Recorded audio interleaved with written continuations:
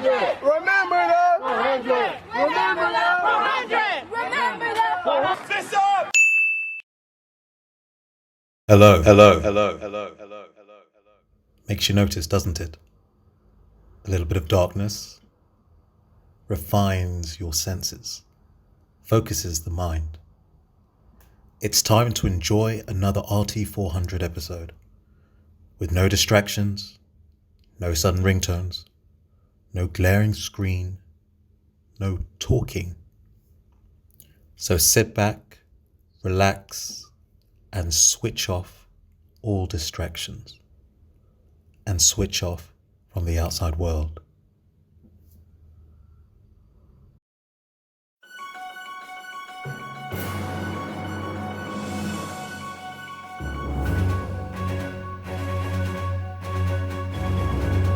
That will give us the strength to defeat whatever obstacle might stand in our way. If there was any time when we needed to examine our attitude, today is about right time to start. We have no more right to dishonor, disrespect, and disregard your feelings and manhood that you are in dealing with them. Honor them when they honor you.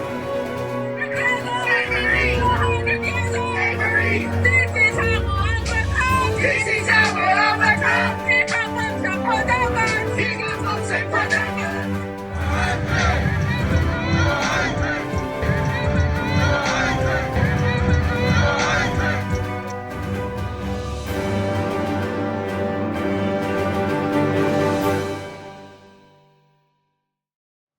Hi, my name is Shania Ahmet, and I am just one of the many youth advocates for Remember the 400. A group of youth reps and I have come together to bring to you a youth perspective on a topic that needs to be discussed more frequently around the tables of those who sit in seats of real power and influence in today's society. So, don't go anywhere as we delve into the topics of police, the misuse of stop and search, and how this affects the relationship between them and the communities where the children of slavery reside. First, we have for you a male perspective from two of our youth reps, a female perspective from another two of our youth reps, which will be followed by 5 tips that our youth need to know, which will equip us with the know-how and enable us to better handle these situations. Because education is a vital first step in many areas, especially when it comes to combating the mistreatment of a people. So, without further ado, let's start with how does stop and search impacts the black community today. So I personally believe that stop and searches in the UK affect black lives negatively because in the UK, obviously, when you get stopped and searched, for black youth, the reasons why we're getting stopped and searched are for things such as they believe that maybe we're carrying like weapons or for being involved in certain types of violence. So the way they look at us is in that way. So they'll approach aggressively a lot of the times, or even they'll approach about reasonable grounds to say as to why they're approaching you. Yeah. So it will make someone like me have a bit of distrust in them and make them think like, can we really trust them because of their act, like the way they're approaching us? I think what you sort of were going down the direction of is the fact that they racially profile us. For example, they may look at me as a black youth and think, he's probably going to commit a crime. And they will then relate certain crimes back to the fact that I am black, for example, gang violence, something like that, and therefore stop and search us. And you made a good point about the fact that due to their racial profiling and how they harass black youths, don't get me wrong, stop and search is not a bad thing. We're not here to bash stop and search. It's definitely needed in many cases. However, the problem arises where you just mentioned racial profiling. And you mentioned also about the fact that there's a lack of trust, or that will build a lack of trust between black youths, even black people in general in the UK society, and the police. For example, again, I used this example in one of my interviews recently. And I said, if my house gets robbed, I'm not going to go call upon family members to try and help me sort of sort it out, do you understand? Yeah. I'm going to call upon the police. So the fact that they've just sort of destroyed that trust between us and the police is detrimental, because we look at them as a source of security. How can we look at a source of security in a way in which they're not going to help us? Do you understand what I mean? They're not there for us. So I definitely think it's detrimental. Even we can go into personal experience. In the summer, we were stopped and searched, and one thing that we definitely felt was probably embarrassment. I don't know about you, but I felt embarrassment.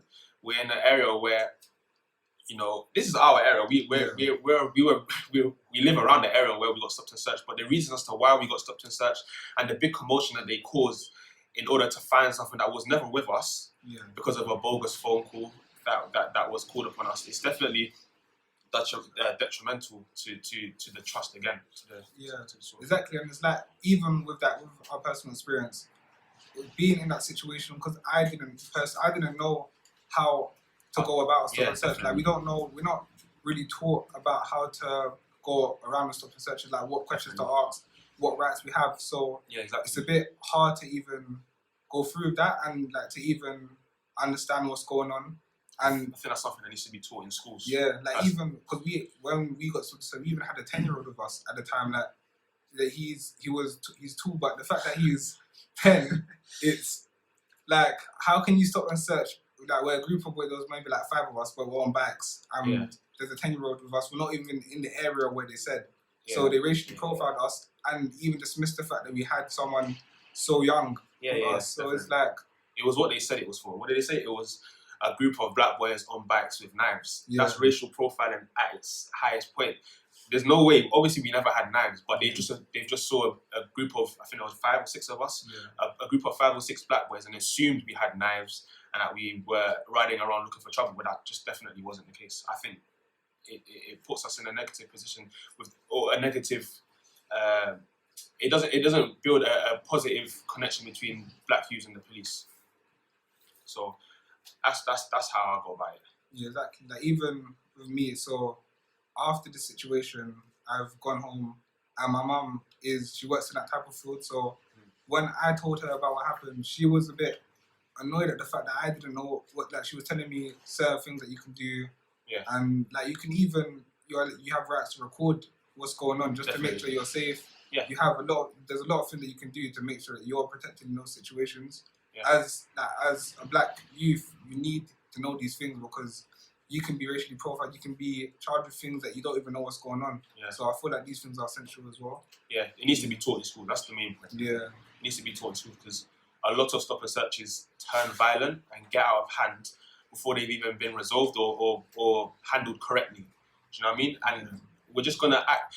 I'm not saying it's the right situation, but we're gonna act in a negative way when we're being harassed by police if we don't know how to go about situations. So,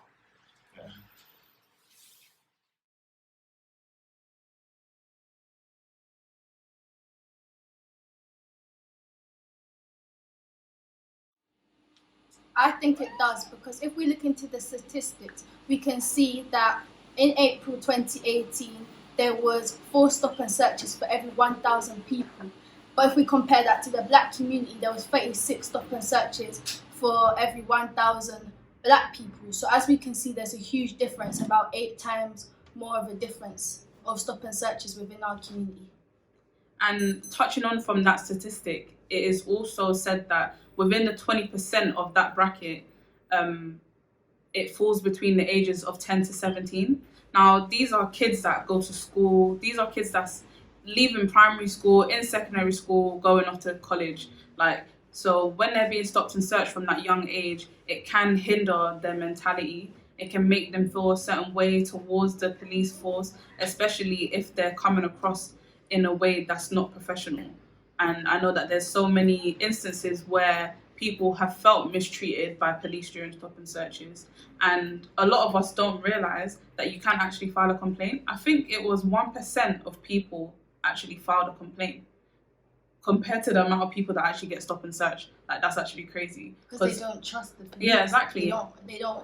They fear the police more than they can trust them. And that's not going to work, because when we have instances like this, we're meant to be able to put trust in the police and the police system. And the fear of the community should not be a thing. And if we look into the education side of it, say when the black community is being stopped and searched, say within their community near the schools, it can put a stereotype onto them, and people can look at them in a certain way and in a certain viewpoint. that will affect their mentality. Definitely. And I feel like how would that make you feel? Like that would make you feel uneasy. That would make you feel like you're a target. And being a black child in this community or in any community, you already feel like a target just because of the colour of your skin. So I just feel like in regards to stop and searches being made around schools, it can shine a negative light on that pupil who's being stopped and searched. It can also shine a negative light on that pupil to their community. Because they could be a good person, but because they're being stopped and searched now, people are going to see it as, well, only the bad people get stopped and searched. Exactly. So, and imagine, like, from the age of 10 years old, you're allowed to be stopped and searched. Imagine how crazy that is. Some 10-year-olds are still in primary school. Like, are we really looking into this? Because how come the system, it's just so crazy, I find it. Being stopped and searched from the age of 10.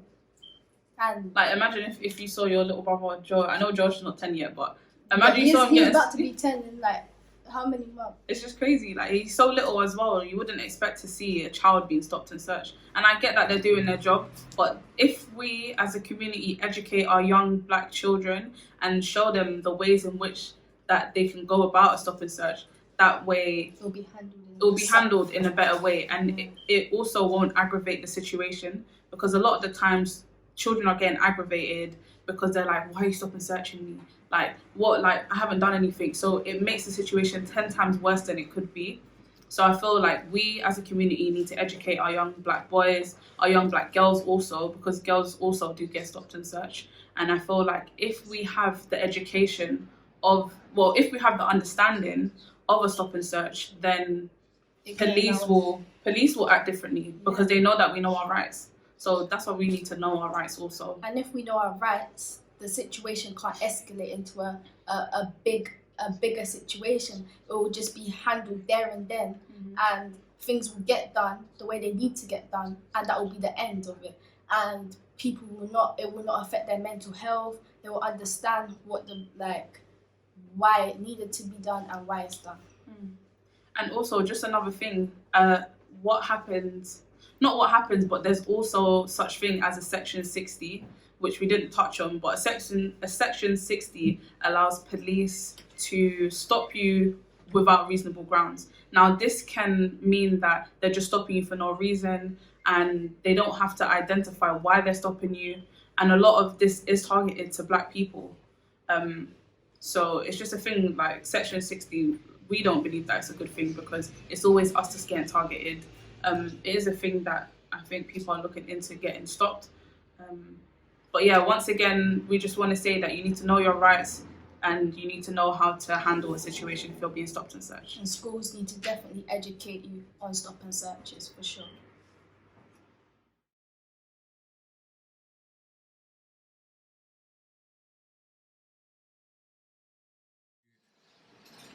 A way of dealing with a situation of being stopped and searched is to ask for their badge number, their name, and what station they work at.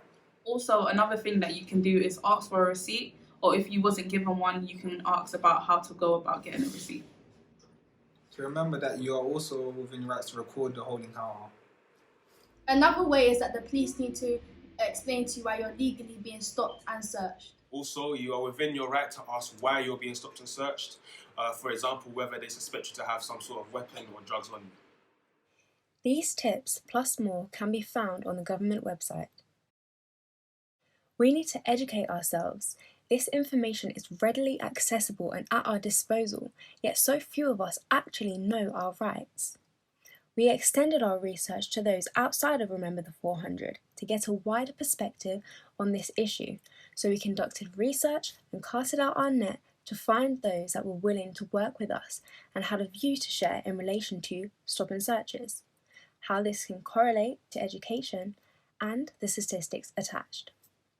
Within our time of putting this together, we were able to get into contact with and interview Adrian Rollins, ex-professional cricketer and deputy head or vice principal who has experienced a battle with racial abuse in education in his early career. We also collaborated with an organisation called Two T-Shirt Gang, who focus on discipline through fitness and exercise as a medium of channeling youth energy to positive things as opposed to criminal activity. With that being said, we asked, What impact do you think stop and searches have had on the black community? In theory, it's supposed to be where you stop and search a person, young or old, based upon suspicion. The problem that stop and search has always had, and it's not just a recent thing, always had, is there is a disproportionate amount of stop and search for young black people, and particularly black males. When I experienced myself growing up. And the issue that I had with the whole system is it's supposed to be on the element of suspicion, but where does that suspicion lie? Yeah, of course. What suspicious behaviour is. So therefore, the impact it has, and whether you're young or older, because older people still have that that fear. You know, that you're walking down the street minding your own business. You might be with friends, you might be doing something, or you're in the shop or wherever it is. And it makes you, you know, it can give you real anxiety, of course, concerns, particularly when you've experienced it, because not necessarily everyone experiences it, but a disproportionate amount of us experience it. So once you've experienced it, it does make you feel uncomfortable, and it generally generates a lack of trust and a lack of confidence in a system that is supposed to protect all of us. Of course, sadly, through experience, it just feels that there's a bias there, and therefore it will naturally tend to lead to a lack of trust and anxiety. The problem that people don't understand, I have to gear my boys up, or young men up, for that experience, and I always have to kind of pre-warn them and train them, and also have discussions with them around even what they're wearing. Now, youth clothing is youth clothing. It's not exclusive to black youth. No, the culture that we have these days, all youth wear similar clothing. Of course, yeah. When you get to my age, it doesn't make sense, you know, but then again, what I wore never made sense to my mother and my family. So either or, that's putting that all that aside, what young people wear is whatever they do. But I have to almost tell my boys, just make sure you don't do that. Make sure, like, for example, one of my lads or young men, one of my children is wanting to, you know, get the waves going on his head, so he wears a do-rag. Yeah. You're going out, what time is it? 8 o'clock, oh, it's dark outside, you want to go hang out with your friends? No, take the do-rag off. You know, and that's really where we're at. It's a sad reality. Yeah, it's a sad reality. Yeah, it's where we're at, because it's that fear of, if anything goes down and you're hanging with these friends, you'll be the first one to be picked up. And that's not necessarily being negative to the police, and that's going to happen. That's just based on statistics and facts, and what happens more often than not. You become more kind of battle hardened, and you know, you almost have to get not your war face on, but you have to be you mentally you're aware of situations which you might be walking into, which other people won't be walking in, won't have that same experience when they walk into that situation. So you prepare yourself. You know, walk into a shop, make sure that my hands are outside my pockets, or make sure that I don't put my hands in my pockets while I'm in the shop in case someone thinks I'm stealing anything. And that's not paranoia, and that's not a chip on our shoulders. That's just our reality.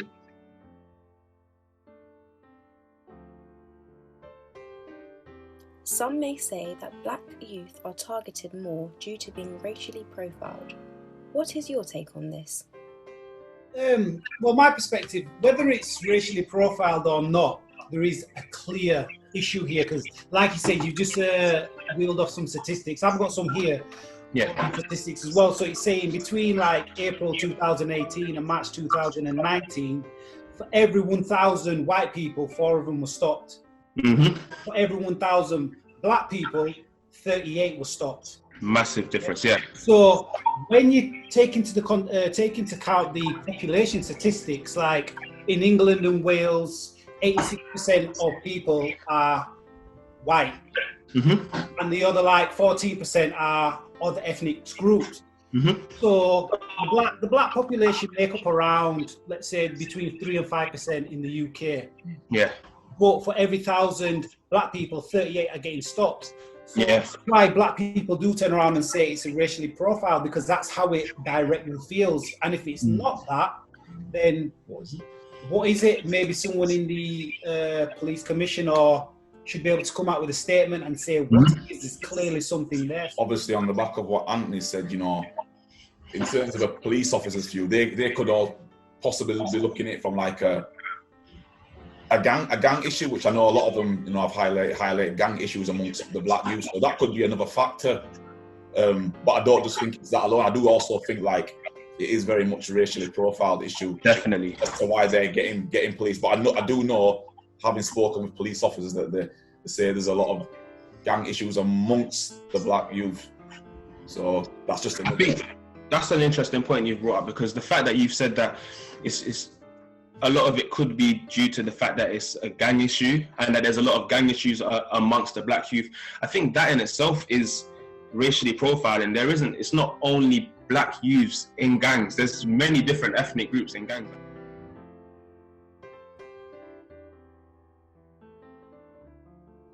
According to The Guardian, those of black and ethnic backgrounds are 9 times more likely to be stopped. What can we as a community do to lower these statistics? Join the police. I mean, it's a difficult one, isn't it? It's a difficult one. Everything we've talked about kind of points to it. It's a systems issue. There's certain things we need to do, but I know I kind of jokingly say join the police, but like Leroy Logan, I know. So if you saw the Smollett series, where the black policeman who had his experience when he joined the police in the 1970s, even though he had a PhD in science, that's Leroy Logan, who I know.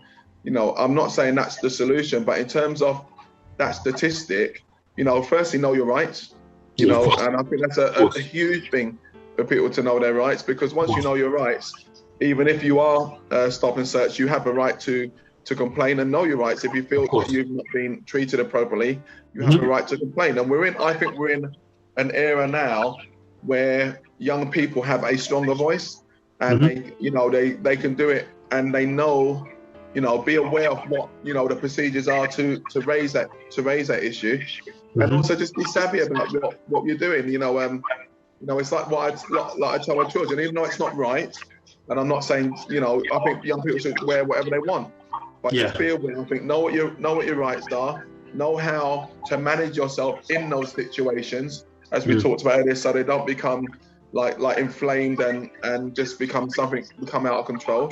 Yeah. Just also, you know, head up, speak clearly, speak calmly. And to be honest, what we do these days, you have phones, you have everything, record it, and if you feel that it's unjust, you go through the procedures to make a complaint. The other thing from the other side, when I jokingly said join the police, I think we need more young people, as I would say the same in education, to be perfectly honest. We need young people who look like me to be in the system, and that's where the challenge is, because you do face blockages in the system, so they can actually challenge these from the inside out. The problem is when you're on the outside, when you're outside of a system which you can't have a say in, it's just really, really difficult. Like, for example, if I wanted to address racism in education and then say there's hardly any black teachers, how can I address it? I can't address it as one person. And if you want to address, you know, which there will be, because there's racism in the country, so there'll be racism in the police, you know, for those who are. Like I said before, there's the overwhelming majority want to do their jobs, want to protect the streets. However, we've got to address the fact that when a black youth is seen, it's, you know, we're going to pick them up, or we're going to do this. And I don't even want to hear about people throw up this black and black crime and that stuff. If you're in Hackney, because, you know, I'm from East London, there's more black people than anywhere, and there's a crime. It's likely to be black on black. But if you're in Sunderland, it's not going to be black on black. If you're in Newcastle, it's not going to be black on black. You know what I mean? If you're Teesside, it's not going to be black on black. It's not going to be black on black. So we need to stop that rubbish. But the reality is, we just need to know your rights, speak clearly, and also record if you have to. And I do advocate that, because I think that's part of you having your rights. And also, I think on a more strategic and longer term level, I think we probably need to set up some lines of communication with the police, so we can have conversations about how it feels to be in those situations, and how we can address it. Because I do believe that we need to take the opportunity to have those conversations. And people don't understand it unless you live it, and that's the thing. And they're not going to want to understand it unless they want to sit and listen to people who have lived it. And that's where the issue is going to happen. The issue we have now, obviously, with that report that came out last week, is that we have black people saying there's not a problem. And that's the problem that we have now. So Tony Sewell, I'd like to meet him one-to-one. Kemi Boddenech in the Conservative Party, your Priti Patels, all them, you got to say, well, no, we're all right. Look, we worked hard. Look where we got to. It's not about working hard and where you get to, because the journey is still the same. It's still tough. There's people.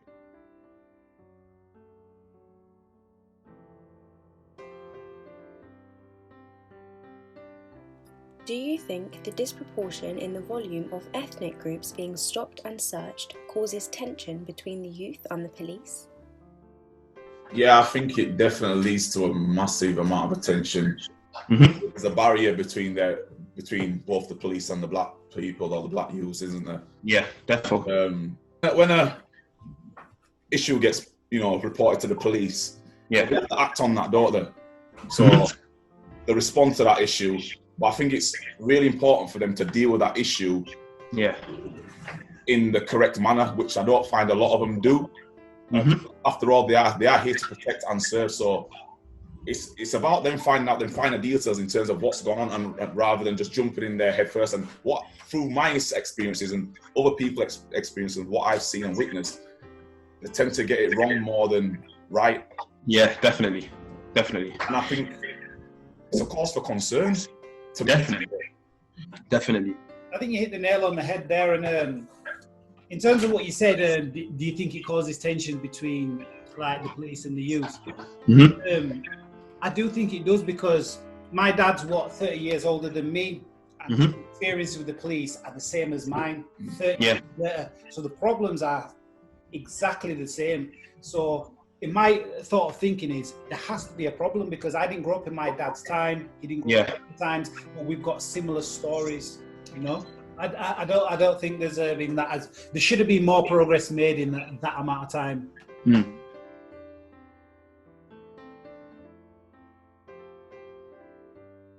Do you feel the education system does enough educationally and socially? How can they improve?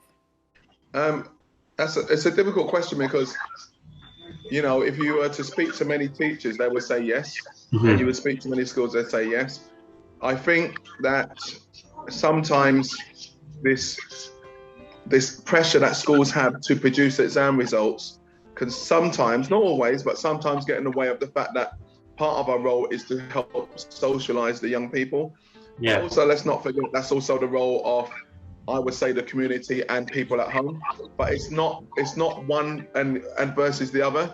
I think the key thing, the role of any school, is about the partnership, the partnerships that we have with the people at home, and that is a two-way thing.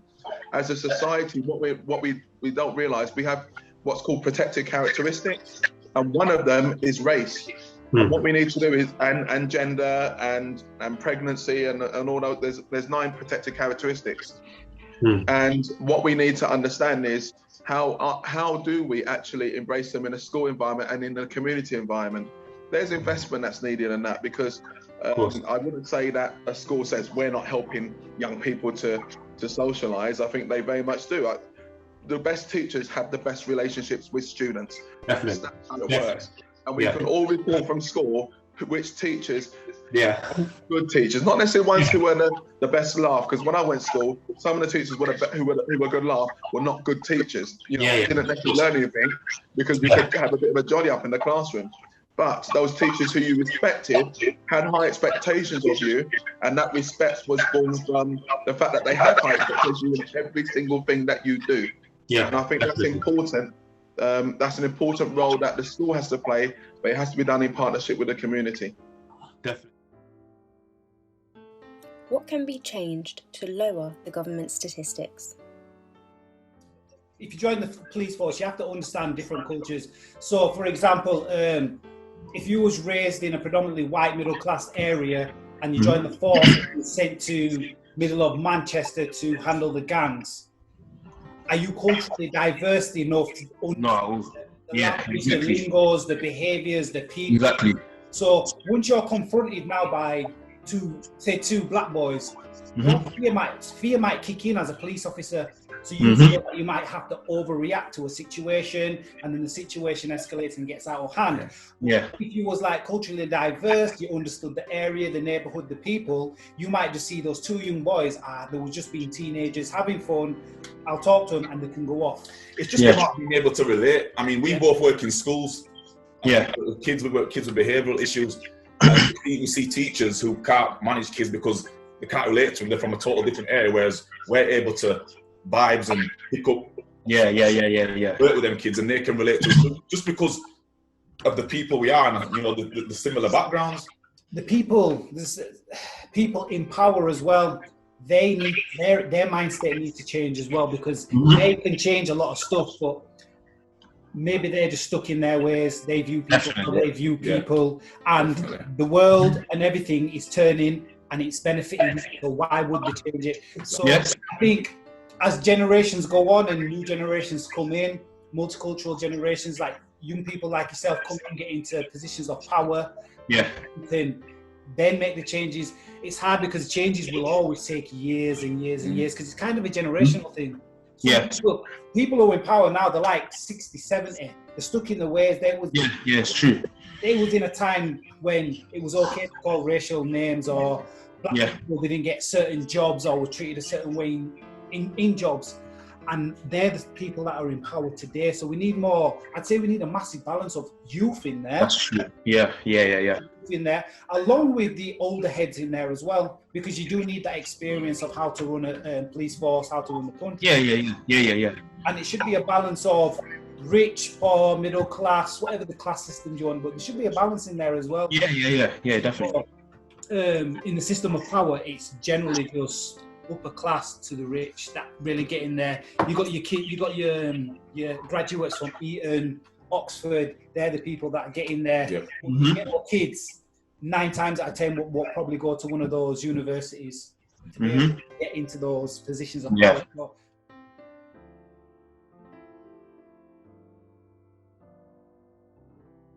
What can the government and communities do to help? There were people I can recall in my life who made a difference, and they were not just school. There was a couple of teachers, I won't lie, but there were also people at my local youth club who made a massive difference. Not because partly because what they said, but also what they did. They showed a commitment to the community, and they showed a commitment that when I was in there, that they showed that they gave a commitment to me. How are you? How are things going? How's school? Are you staying safe? Are you looking after yourself? What's going on? They'll talk to you. And that is so vital for a young person. It helps give them a sense of self-worth. Yeah, of course. The reality is, when you look at, and I don't want to get too much into sociology and social psychology, but one of the real core things around crime is either poverty, but also just a real lack of sense of self and a lack of self-worth. Because if you have a sense of self-worth, you don't make choices that are harmful to yourself. There's massive investments that need to take place. And I'm a big advocate for youth clubs. I'm a big advocate for investment in the youth at every single level. There's the narrative around that, because you think about the narrative, even just the narrative, if we're going to put these things in place to stop you from doing something, no, we're going to put these things in place to empower you to do this. Youth clubs are empowering places. Whatever it is, youth workers are about empowering people. And that's the thing, because people often think, well, okay, to deter. No, it's not to stop, it's to empower. I advocate, and I'm very passionate about young people getting an education to empower them, to give them a place where they can make the right choices. So as much as education or other things might help stop them from doing something, the real thing is, or the thing that I do want is actually this empowers me to think, hold on a minute, I'm worth something here. Something between my ears or what I'm doing. Because I'm not talking about getting A stars and everything, or grade 9s and everything. If you do that, then great, fantastic, well done on you. But the whole sense of self-discipline, the whole sense of pushing and resilience and building those key core skills, that's imperative for every person, young and older. And if we can do that from an education perspective or any perspective, youth or everything, that's why I talk about that community kind of partnership. Home, the youth clubs. The police can play a part, the school, whatever age it is. I remember there used to be this young, which has gone as well. That's been defunded. So when you defund certain initiatives that help empower people, essentially you're telling them they're not worth much. That also affects the psyche of people. That's the knock-on effect, and then and trying to help people to get out of that without actually providing the structures to do that is very difficult, which is why we have structural racism. Definitely.